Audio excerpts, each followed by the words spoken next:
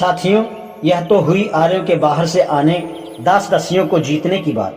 अब तक इस पर आर्य दृष्टिकोण से विचार किया गया है। आइए अब इस पर विचार करें कि क्या दास और दस्युओं के नाम का प्रयोग जाति सूचक है।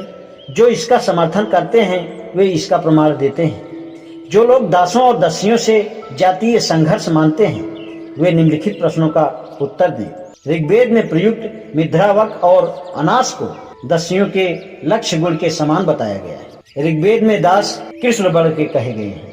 ऋग्वेद में मृधावक शब्द का 1:114, 2, 5, 32, 8, 7, 6, 3 तथा 7, 18, 3 में प्रयोग किया गया है।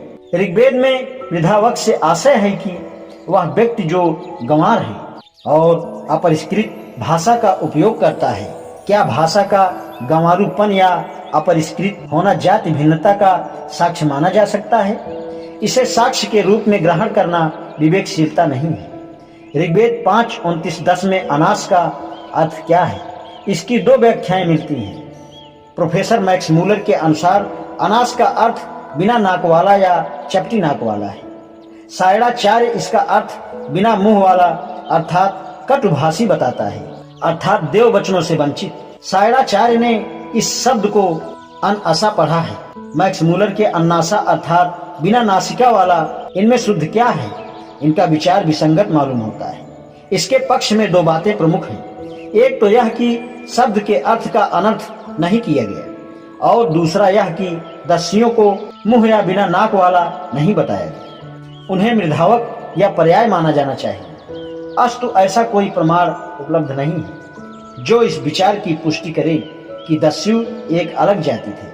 अब दासों को दें। यह सच है कि ऋग्वेद 6:47-21 में दासों को कृष्णांग बताया गया है।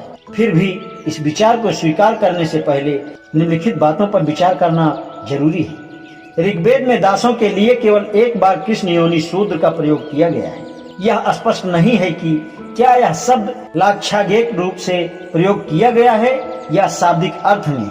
हमें यह पता नहीं है कि क्या यह यथार्थ है या घृणा का प्रतीक। जब तक इन प्रश्नों का समुचित उत्तर न मिले यह विचार स्वीकार करना संभव नहीं कि दासों को कृष्ण योनि का कहा जाने मात्र से उन्हें काले रंग की जाति का माना जाए।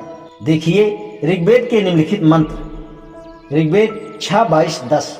हे वज, तुमने दासों को आर्य बनाया है, अपनी शक्ति से बुरे को अच्छा बनाया है।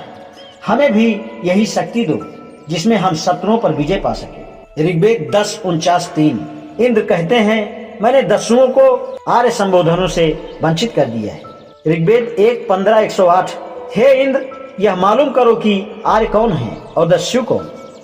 इनको अलग करो। इन मंत्रों से क्या पता चलता है? उनसे यह स्थापित होता है कि आर्यों और दासों तथा दस्युओं के बीच अंतर ना तो प्रजातीय था और ना ही शारीरिक बनावट का। इसीलिए दास और दस्यु आर्य कहे जा सकते हैं। अतः इंद्र से कहा गया कि उन्हें आर्यों से अलग किया जाए। आज इतना ही। शेष कल। धन्यवाद।